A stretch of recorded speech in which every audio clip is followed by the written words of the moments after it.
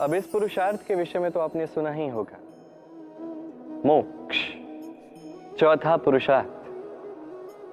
अब जानते हैं क्या है मोक्ष। धर्म, अर्थ, काम का पालन करते करते मृत्यु को प्राप्त हो जाना, क्या ये मोक्ष है? नहीं, मोक्ष तो वो है जो जन्म और मृत्यु से परे है। हर एक व्यक्ति, हर एक जीव इस संसार में किसी विशेष प्रयोजन से आता है।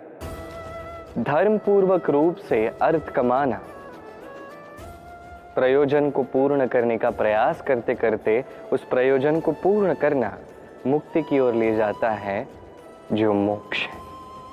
यदि मोक्ष प्राप्त नहीं हुआ तो मनुष्य जन्म और मृत्यु के फेर में बार बार आता रहेगा। तो निस्वार्थ भाव से, सद्भाव से कर्म कीजिए, सबसे प्रेम कीजिए। दूसरा पुरुषार्थ, इस अर्थ का तात्पर्य अधिकतर लोग धन समझ लेते हैं, किंतु यदि अर्थ का तात्पर्य केवल धन है तो ये तो अत्यंत अनर्थकारी है। तो अर्थ का अर्थ क्या है? अर्थ वो जो हमारे जीवन के लिए आवश्यक है, जो हमें सुख दे सके, शांति दे सके, क्योंकि वही तो सबसे अधिक मूल्यवान है। माता पिता, मित्र, संबंधी, गुण, पुण्य, ज्ञान, ये सब मिलकर अर्थ बनता है। और सही मायने में यही तो जीवन का वास्तविक अर्थ भी है। मन, जीवन में जब भी कोई वस्तु या कोई सुख संसाधन अधिकतर मात्रा में आपके पास आता है तो एक श्रेष्ठ होने की भावना जागृत होती है, जो या तो आत्मविश्वास बनती है या अहंकार।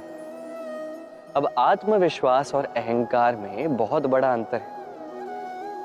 मैं ये कर सकता हूं, मैं वो भी कर सकता हूं, ये आत्मविश्वास है।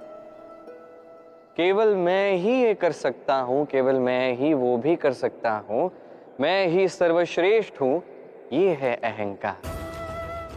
अब ये अहंकार, इसकी पुकार बहुत ऊंची होती है और इसका प्रहार सर्वप्रथम आप ही को काटता है।